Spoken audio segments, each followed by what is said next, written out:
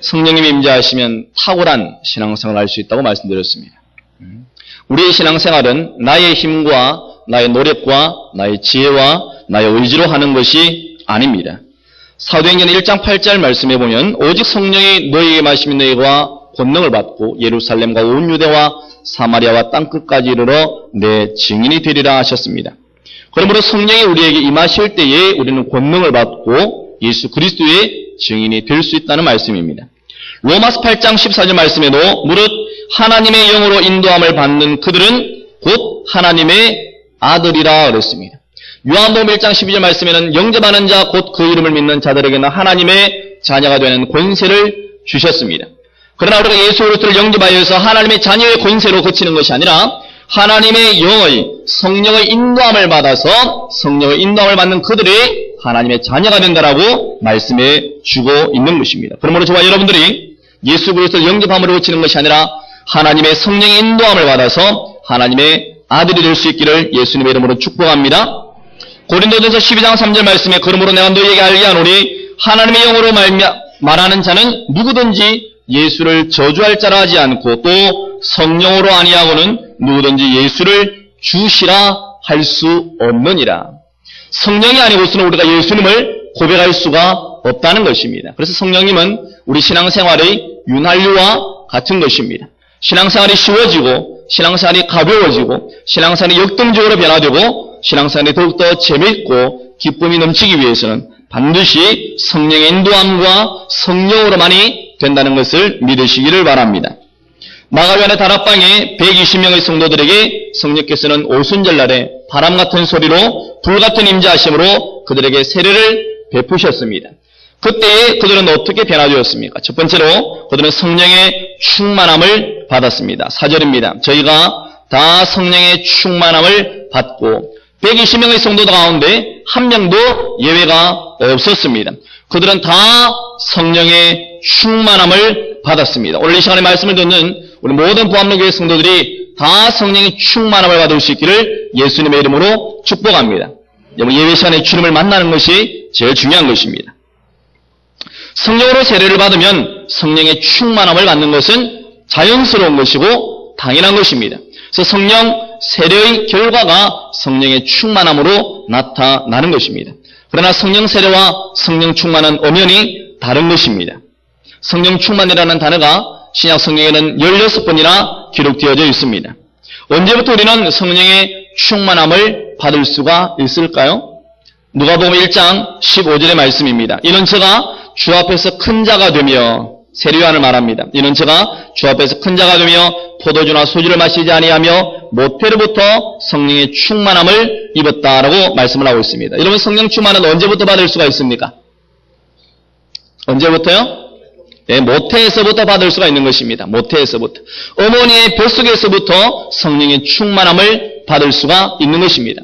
그러므로 저와 여러분들은 지금 이 자리에 나와 있는 모든 분들은 성령의 충만함을 받을 수 있는 충분한 나이입니다. 여러분들이 성령의 충만함을 받을 수 있는 여러분들의 충분한 지식과 학문이 있습니다. 그러므로 저와 여러분들이 성령의 충만함을 사모하고 성령 충만받을 수 있기를 예수님의 이름으로 축복합니다.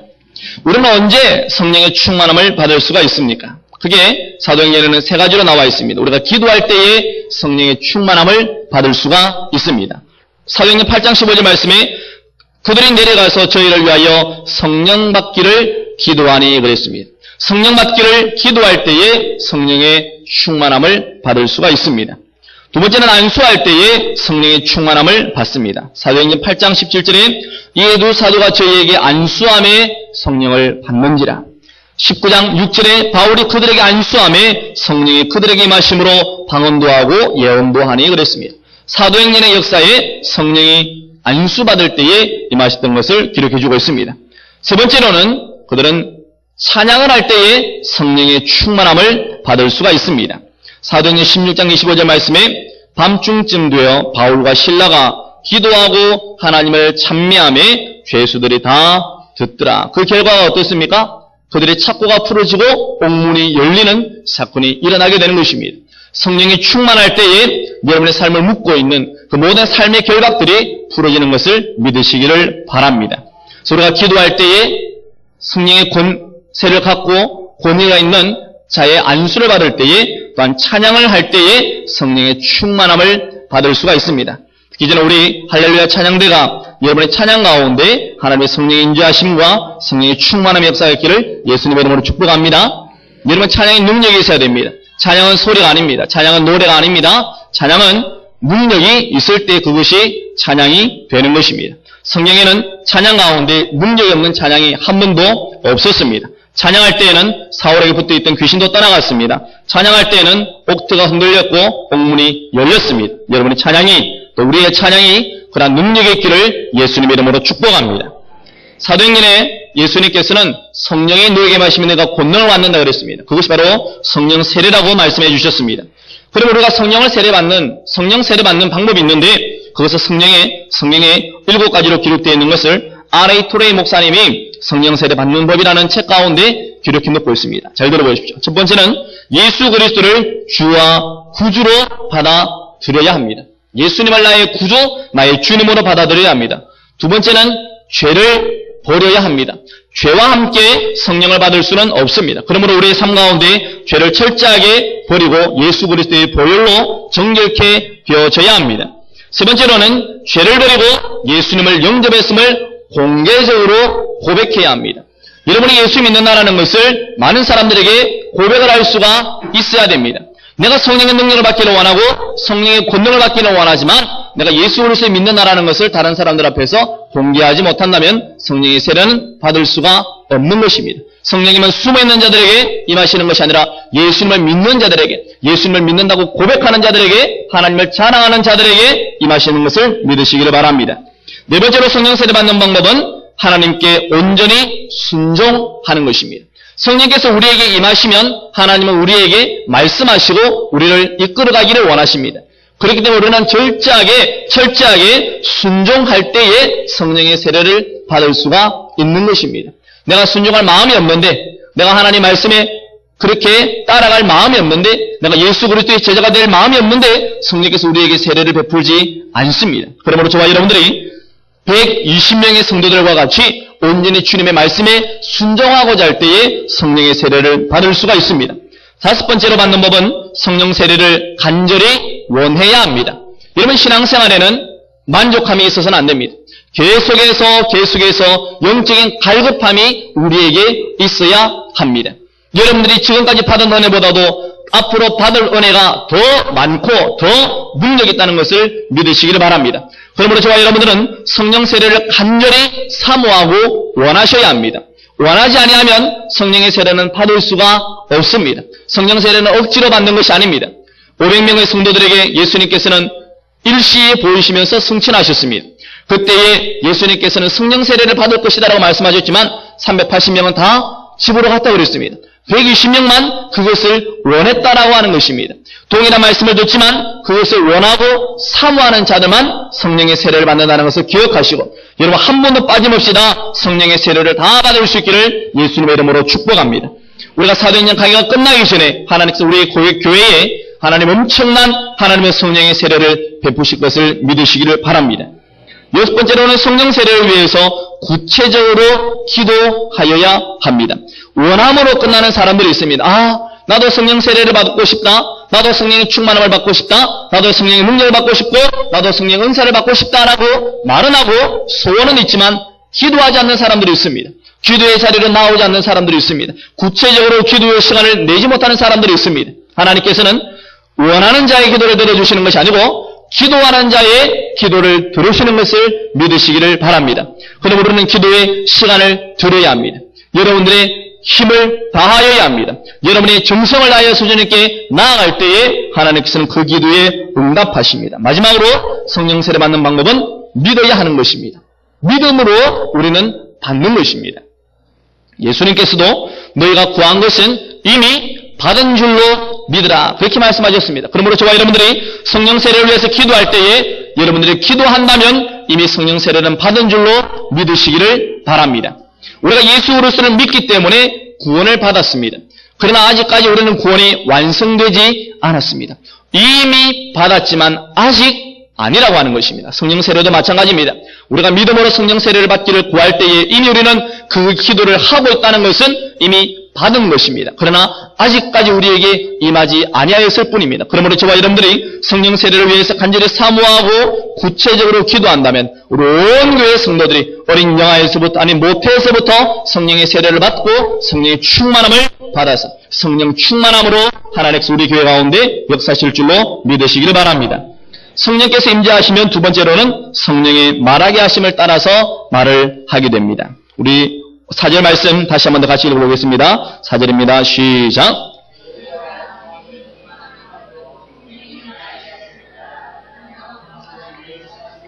성령의 말하게 하심을 따라서 말하였다라고 말하고 있습니다. 성령님은 우리를 통제하기를 원하십니다. 통제하기를 원하신다. 그 중에서도 특별히 우리의 입술을 통제하기를 원하십니다. 사탄은 동일하게 우리를 통제하기를 원하는데 사단은 우리를 강제적으로 통제합니다. 비인격적으로 역사하는 것이 사단입니다. 그러나 하나님께서는 우리를 인격적으로 우리가 순종할 때에 우리를 통제하기를 원하십니다. 그래서 우리가 몸을 맡길 때에 하나님께 우리를 맡겨드릴 때에 우리가 성령의 통제를 받을 수가 있는 것입니다. 성령의 말하게 하심을 따라서 말을 했다 그랬습니다. 성령께서는 말을 하게 하시는데 우리가 입을 다물고 있으면 우리는 아무도 성령께서는 강제적으로 하시지 않습니다. 여러분 하나님께서 여러분의 마음 가운데 어떤 성도들에게 잘못을 구한다든지 잘못을 용서를 구한다든지 아니면 격려와 축복을 하게 하는 감동을 주실 수가 있습니다. 그 성령이 말하게 하시는 것이 있습니다. 그럴 때에 우리는 입술을 벌려서 다가가서 순종해야 그 말들이 흘러나오는 것입니다. 그러나 우리가 입을 꼭 다물고 자리에 버티고 서 있다면 하나님은 역사할 수가 없는 것입니다. 그래서 하나님께서는 철저하게 하나님의 역사는 우리의 순종에 달려있는 것입니다. 우리가 제한하지 아니하면 하나님께서 그만큼 역사하실 것입니다. 그러나 우리가 제한하면 제한할수록 하나님의 역사는 줄어들고 마는 것입니다. 여러분 성령님은 우리가 성령님을 믿지 않는 것이 문제가 아니고 우리가 성령님을 제한하는 것이 문제라고 했습니다. 제한하는 것. 여러분들 성령님을 안 믿으면 차라리 믿으면 되는데 믿지만 성령님을 제한하는 사람들이 있습니다. 여러분 우리가 성령을 제한하지 아니하고 성령의 말하게 하심을 따라서 말할 수 있는 100% 순종할 수 있는 저와 여러분에게를 예수님의 이름으로 축복합니다. 그 통제 가운데 제일 원하시는 것이 바로 입술이라고 하는 것입니다. 그래서 마가복음 16장에도 말씀하십니다. 믿는 자들에게 이런 표적이 따르느니 쭉 말씀하시면서 새 방언을 말하며 그랬습니다. 새 방언을 말한다고 그랬습니다. 우리가 방언의 기도를 하기 위한 방언도 마찬가지겠지만 새 방언이라고 하는 것은 믿는 자들에게 따르는 표적입니다. 그러므로 저와 여러분들이 성령을 받고 성령의 충만함을 받고 성령의 말하게 하심을 따라서 말을 할 때에 우리 가운데는 새로운 말들이 흘러나가는 것입니다. 옛날에는 불평과 불만과 원망과 조롱과 비난의 말들이 우리의 입술에서부터 흘러나갔다면 이제는 성령의 말하게 하심을 따라서 사랑과 격려와 소망과 희망과 칭찬의 말들, 용서의 말들, 긍휼의 말들이 흘러나가는 줄로 믿으시기를 바랍니다. 우리 모두가 다 성령의 말하게 하심을 따라서 말할 수 있는 축복의 길을 예수의 이름으로 축복합니다. 야고보서 3장 1절 말씀은 우리가 다 실수가 많으니 만일 말에 실수가 없는 자면 곧 온전한 사람이라 능히 온몸에 굴레에 씌우리라. 3장 6절에 혀는 곧 불의요 불의의 색이라. 혀는 우리 지체 중에서 온몸을 더럽히고 생의 바퀴를 불사르나니 그 사르는 것이 지옥불에서 나느니라. 여러분 사람이 추해질 때가 있습니다. 언제 추해질까요? 옷이 흐름하면 추해집니까? 내가 먹는 것이 안 좋으면 추해집니까? 그렇지 않습니다. 사람이 아무리 양복을 빼어입고 멋진 자동차를 타고 있어도 그 사람의 입에서부터 나오는 것이 추하면 그 사람은 추해지고 마는 것입니다. 그러나 내 옷이 아무리 난무하고 내가 먹는 것이 보잘것없고 내가 가지고 있는 것이 비록 적고 부족하다 할지라도 우리의 입술에서부터 사랑이 나오고 용서가 나오고 긍휼이 나오고 칭찬과 격려가 흘러나오는 사람은 그 사람은 참으로 부유한 사람이라고 하는 것입니다. 이런 우리의 입술 가운데 성령께서 말하게 하시는 대로 말을 함으로 말미암아 취해지는 인생이 아니라 아름다워지는 인생이 되기를 예수님의 이름으로 축복합니다. 잠언 25장 11절 말씀에 경우에 합당한 말에 대해서 말씀하고 있습니다. 한번 따라하겠습니다. 경우에 합당한 말은 아로새긴 은쟁반에 퀴즈입니다. 그 다음 뭘까요? 그래요. 금사관이라 따라합시다. 금사관이라. 예. 경우에 합당한 말은 아로새긴 은쟁반에 금사과라고 그랬습니다. 여러분 집에 금사과 많습니까? 예? 경우에 합당한 말을 많이 하시나요? 여러분, 하나님께서는 경우에 합당한 말을 하라고 하십니다. 경우에 합당한 말. 여러분, 식사 자리에서도, 교제의 자리에서도, 여러분 일상생활 가운데서도 경우에 합당한 말을 할 수 있는 영적 지혜가 있기를 예수님의 이름으로 축복합니다. 이 말을 잘 못하는 사람은 지혜가 없어서 그렇습니다. 지식이 없어서 말을 잘 못하는 것이 아닙니다. 지혜가 없기 때문에 경우에 합당한 말을 하지를 못하는 것입니다. 여러분, 기도하십시오. 하나님, 내게 경우에 합당한 말을 할 수 있는 아로새긴 은쟁반의 금사와 같은 인생을 살게 하여 주옵소서. 우리 모두의 기도 제목을 바랍니다. 성령께서는 하게 하시는 대로 순종할 때에 가장 탁월한 신앙생활을 할 수가 있는 것입니다. 성령의 말하게 하심을 따라 말하고, 성령의 생각하게 하심을 따라서 생각하고, 성령의 표현하게 하심을 따라서 표현하고, 성령의 가게 하심을 따라 가고, 성령의 쓰게 하심을 따라 쓰고, 성령의 도와주심을 따라 도움을 받고, 일하게 하심을 따라 일하고, 봉사하게 하심을 따라서 봉사하고, 전도하게 하심을 따라서 전도하고, 인내하게 하심을 따라서 인내하고, 성령의 사랑하게 하심을 따라서 사랑하고, 끝이 없습니다, 여러분들. 성령께서 하게 하시는 대로 하면 여러분의 신앙생활은 탁월한 이런 일로 믿으시길 바랍니다. 왜 교회에서 말씀이 생깁니까? 왜 상처받습니까? 성령께서 하게 하시는 대로 안 하기 때문에 그렇습니다. 성령이 하게 하심이 아니라 내 육체의 소욕을 쫓아서 하기 때문에 거기에서 불협화음이 생기는 것입니다. 성령의 말하게 하심을 따라서 말하는 것이 아니라 내 육에서 말하게 함을 따라서 말을 하니까 상처를 주고 상처를 받는 것입니다. 여러분, 세월을 아끼십시오. 여러분이 하나님 나라에서 상급과 멸관을 받을 수 있는 그 날을 위하여서 이 땅에서의 육체의 시간이 얼마 남지 않았습니다. 어떤 사람들은 30년, 40년, 50년, 60년 긴 것 같지만 여러분의 영혼의 세계에 비한다면 너무나도 짧은 시간들입니다. 그러므로 저와 여러분들이 상처받을 시간도 없고 상처 줄 시간도 없습니다. 하나님 나라를 위해서 헌신하고 투자하고 성령의 말하게 하심을 따라서 말할 수 있는 자들이 되기를 예수님의 이름으로 축복합니다. 여러분, 사도행전은 마태, 마가, 누가, 요한복음 다음에 기록되어진 성경이지만 이 사도행전 1장부터 사도행전 28장까지는 30년의 역사가 기록되어져 있습니다. 그 30년의 역사에 다른 소신서가 다 딸려져 있는 것입니다. 그래서 사도행전 성령의 역사하심을 따라서 30년의 교회 역사가 기록되어져 있습니다. 제가 전에 기도했던 것처럼 지난 40년 동안 하나님께서 우리와 함께 하셨고 우리 교회를 지켜주셨고 보존하셨다면 앞으로 우리 교회의 40년의 역사는 하나님의 기적과 부흥의 역사, 하나님의 성장의 역사, 하나님의 말하게 하심을 따라서 말하고 하나님의 성령 세례받고 하나님이 크게 쓰시는 역사가 될 수 있기를 예수님의 이름으로 축복합니다. 여러분, 우리 부암리 교회를 이 지역 외에 누가 알고 있습니까? 어느 에서 우리 교회를 알고 있습니까? 이 주위에서 우리 교회가 소문이 나 있습니까? 하나님께서 역사하심을 따라서 우리 교회가 정말로 알려져 있습니까? 하나님께서는 앞으로 우리 부암리 교회를 이 지역뿐만 아니라 민족과 열방 가운데 우뚝 세우셔서 하나님 큰 영광 받으시기를 예수님의 이름으로 축복합니다. 그러한 소원을 가지고 기도할 수 있기를 바랍니다. 하나님께서는 기도할 때에 우리가 구할 때에 응답해 주시는 것입니다. 지난 40년 동안 주님께서 우리 교회를 붙들어 주셨고 지켜주셨다면 앞으로 40년은 하나님 그 붙드신 손으로 역사하시는 시간이 되는 일로 믿으시길 바랍니다. 성령께서 임재하시고 성령의 세례를 받고 성령의 충만함을 받았을 때에 그들은 세 번째로 방언의 은사가 나타났습니다. 성령으로 세례를 받고 성령 충만한 제자들에게 제일 먼저 나타난 현상이 바로 성령의 말하게 하심을 따라서 말하는 방언의 은사였습니다. 오순절 성령 강림으로 나타난 방언의 은사는 고린도전 12장과 14장에 나오는 방언의 은사와는 다릅니다. 고린도전서 14장의 방언은 비밀을 말하는 하나님과 교통하는 방언입니다. 이것은 언어의 방언이 아닙니다. 고린도전서 14장 2절 말씀에 방언을 말하는 자는 사람에게 하지 아니하고 하나님께 하나니 이는 알아듣는 자가 없고 그 영으로 비밀을 말함이니라 그랬습니다. 방언을 말하는 자는 알아듣는 자가 없고 그 영으로 비밀을 말함이니라. 그러면 이 방언은 오늘 우리가 읽었던 본문의 방언하고는 다르다는 것이 확실하게 나타납니다. 사도행전 2장에 나타나는 방언은 사람들이 알아들었습니다. 자기 나라의 말들로 하기 때문에 그들은 알아들었다고. 이것이 어찌된 일이냐? 저들이 우리의 지방의 방언을 가지고 말을 한다는 것을 알았던 거예요. 그래서 그 방언은 사람들에게 하는 방언이었습니다. 그런데 고린도전서 12장은 하나님께 하나니라고 말합니다. 그래서 그 영어로 비밀을 말하는 것입니다. 그래서 마가요한의 다락방에 임하였던 그 성령께서 주셨던 방언과 지금 우리가 기도할 때 나타나는 그 방언의 은사는 다른 것입니다.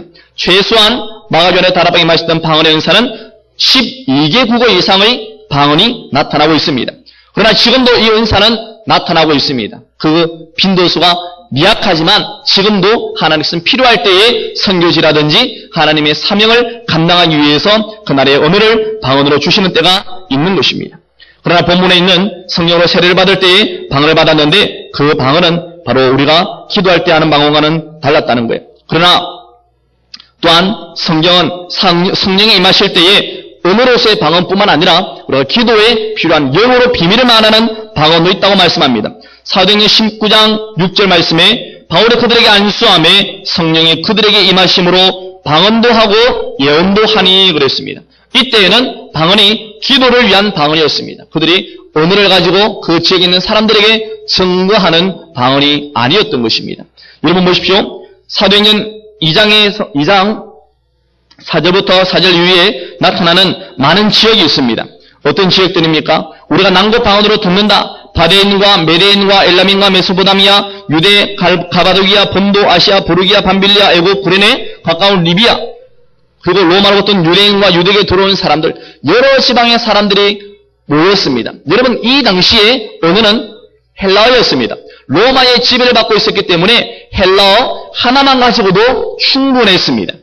여러분, 12지방에서 올라온 사람들이 각자 예루살렘에 모였는데 언어가 다 다르다면 그들이 어떻게 소통하겠습니까? 그들이 소통했던 언어는 바로 헬라어, 로마의 그리스어라고 하였던 것입니다. 그런데 그런 언어를 하나님께서 주신 이유가 무엇입니까? 바로 하나님께서는 인간의 바벨탑을 쌓을 때에 하나님과 겨루어서 비기려고 하고 하나님의 자리에까지 높아지려고 하고 하나님 약속을 의심하면서 다시는 물로 심판하지 아니하겠다라고 말씀하시면서 무지개까지 주셨는데 그것을 의심하고 잊어버리고 망각하고 그들은 바벨탑을 쌓았습니다.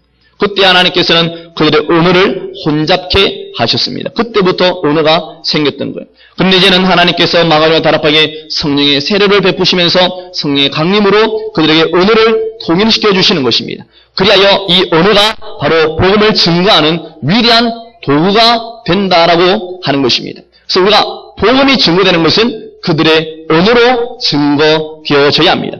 요한계시록에는 모든 민족과 열방의 방언으로 각국의 방언으로 하나님을 찬양한다 그랬습니다. 그래서 모든 민족과 열방의 복음이 들어가고 그 나라의 언어로 하나님을 찬양하게 되는 것입니다. 사랑하는 성도 여러분, 방언의 은사는 너무나도 유익합니다. 비록 우리가 지금 이 시대에 다른 언어로서의 방언은 못 받는다 할지라도 하나님께서 우리에게 기도를 통하여서 우리의 영어로 비밀을 하나님께 알릴 수 있는 하나님께만 아는 그 방언의 은사를 사모할 수 있기를 바랍니다. 저는 우리에게 모든 성도들이 성령께서 주시는 값없이 주시는 선물인 방언의 은사를 다 받을 수 있기를 바랍니다. 성령께서는 이런 방언의 은사를 주실 때에 여러분들에게 뭘 달라 하시던가요? 여러분 집을 팔아로 하셨습니까? 여러분 자녀를 바치라 그랬습니까? 값없이 주신다 그랬습니다. 하나님께서는 여러분들에게 은사를 주실 때에 값없이 거둬주시는 것입니다. 그러면 저와 여러분들이 사모하고 구체적으로 기도하면 이러한 은사들을 받는 줄로 믿으시기를 바랍니다. 이런 방언이 주는 유익이 있습니다. 제가 9월달에 왔을 때에 방언이 주는 유익이 16가지가 있다고 말씀을 드렸는데 그 가운데 몇 가지를 말씀했는지 아십니까? 예, 3가지를 말했습니다. 예, 나머지 13개 가운데 이제 또 오늘 3가지를 말씀을 드리겠습니다. 나머지 10개는 다음에 말씀드릴게요. 첫 번째는 방언을 할 때에 하나님의 명령을 지킬 수가 있습니다. 방언의 은사의 유익입니다. 우리가 방언으로 기도하면 하나님께서 내게 주신 그 명령에 대해서 순종할 수 있는 힘과 영역이 생기는 것입니다. 왜 우리가 하나님의 말씀에 순종 못합니까? 내 영의 힘이 약해져 있기 때문에 그렇습니다. 그래서 내 영역이 떨어지기 때문에 그런 거예요. 그래서 방언으로 기도하면 내 영역이 강하여져서 하나님의 명령을 지키고도 남는 시원하고 가뿐하게 지킬 수가 있는 것입니다. 또 우리가 방언으로 기도하면 하나님께 상달되는 기도를 올리게 됩니다. 하나님께 상달되는 기도를 올린다.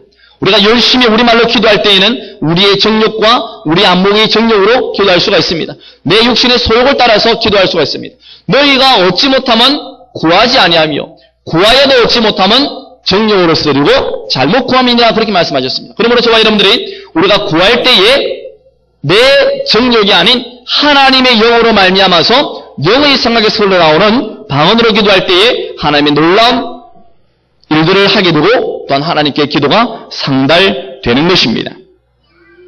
또한 방언으로 기도하면 믿는 자들은 피곤과 스트레스로부터 벗어나게 되고 휴식하게 하고 상쾌해지도록 하는 하나님의 도구가 됩니다.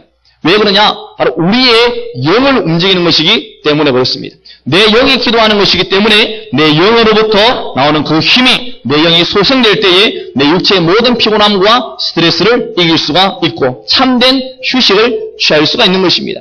이런 방언 행사가 있는 분들은 여러분 육체가 많이 피곤하고 지쳐있고 힘들 때에 여러분의 방언으로 한 5분, 10분 정도만 기도하시면 여러분 일을 하면서 기도하시고 그러면 여러분의 육체가 더욱더 상쾌해지고 그 모든 스트레스와 피곤으로부터 자유한다는 것을 느끼게 될 것입니다. 이러한 유익이 있다는 것을 기억하시고 여러분 모두가 다 방언 행사를 사모할 수 있기를 예수님의 이름으로 축복합니다.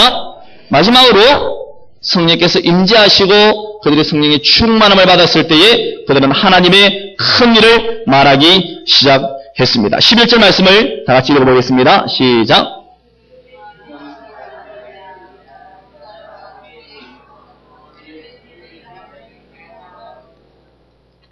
그냥 사도들과 120명의 성도들이 성령의 말하게 하심을 따라서 아무 말이나 한 게 아닙니다. 못 알아듣는 말을 한 것이 아닙니다.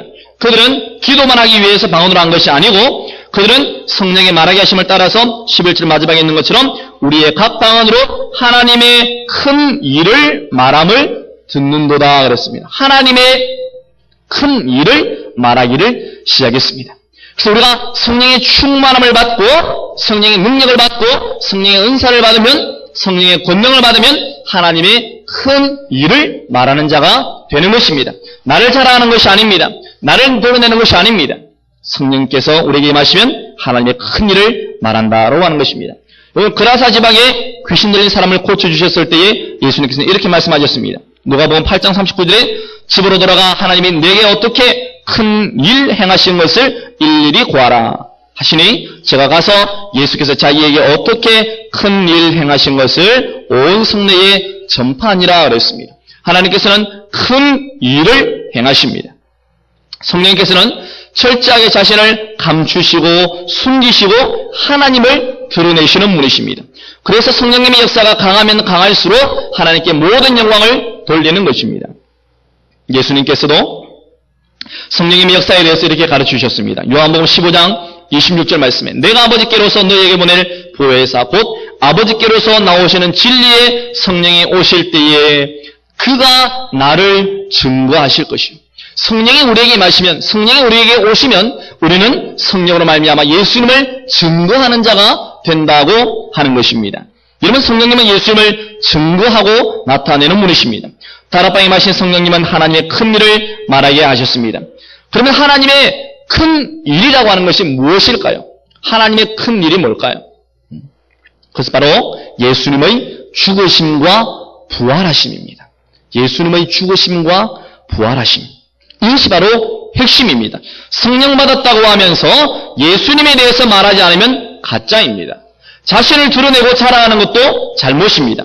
성령으로 충만함을 받아서 하나님의 큰 일을 말할 수 있는 저와 여러분에게를 예수님의 이름으로 축복합니다.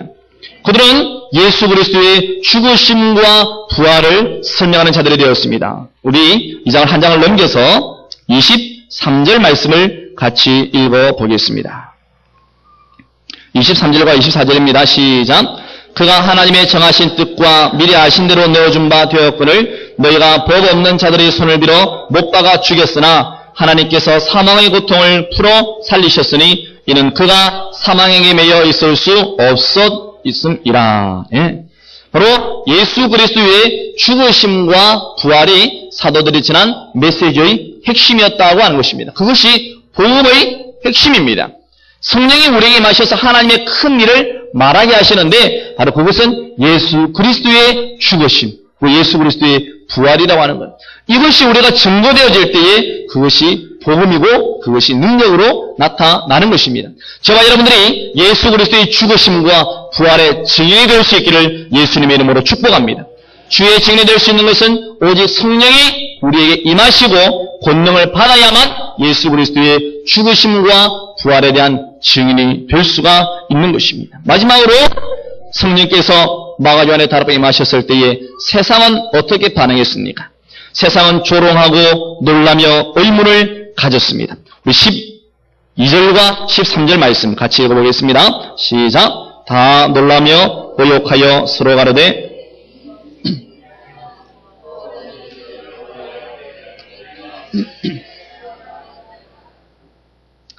성령께서 임하신 시간은 아침 9시입니다. 그래서 제3시 그 시간은 바로 9시인데요. 아침 9시부터 술을 마실 사람은 없습니다. 다음 주에 설교할 내용이지만 베드로는 우리가 술에 취한 것이 아니다. 지금이 제3시이기 때문에 술 취하지 않았다라고 말했습니다.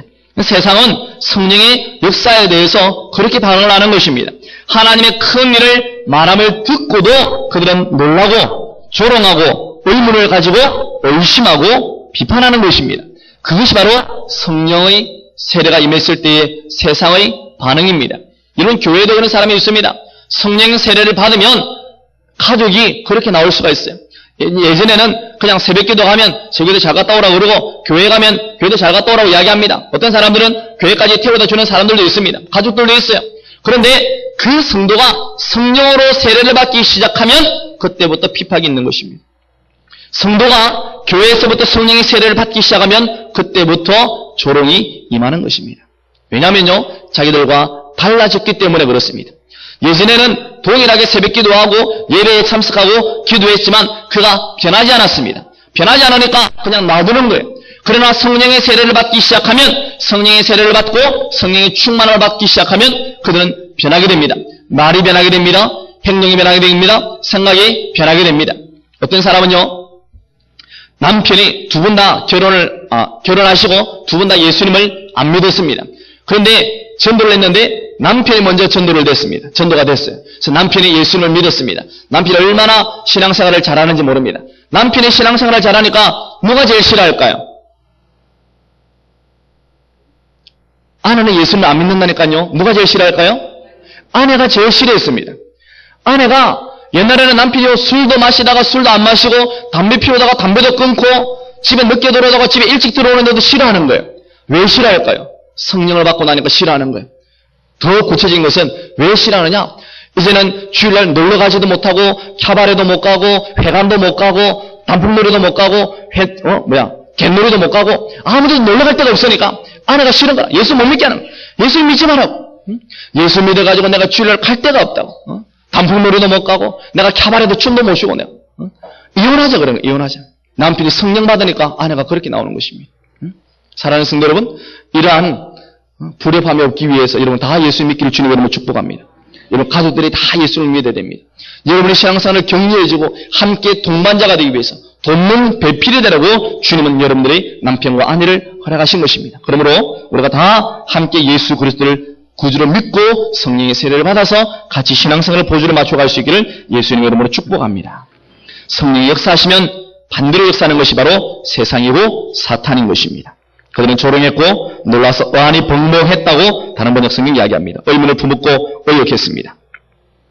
예수님이 귀신을 쫓아내실 때도 사람들은 동일하게 반응을 했습니다. 마가복음 3장 22절 말씀에 예루살렘에서 내려온 서기관들은 제가 바알세불을 지폈다 하며 또 귀신의 왕을 힘입어 귀신을 쫓아낸다 하니 그랬습니다. 누가복음 11장 15절 말씀에도 그 중에 드러나 말하기를 제가 귀신의 왕 바알세불을 힘입어 귀신을 쫓아낸다 하고 자신의 눈으로 예수님이 행하시는 기적을 보고도 그 사람은 그렇게 이야기하는 거예요. 귀신 때문에 저렇게 한다.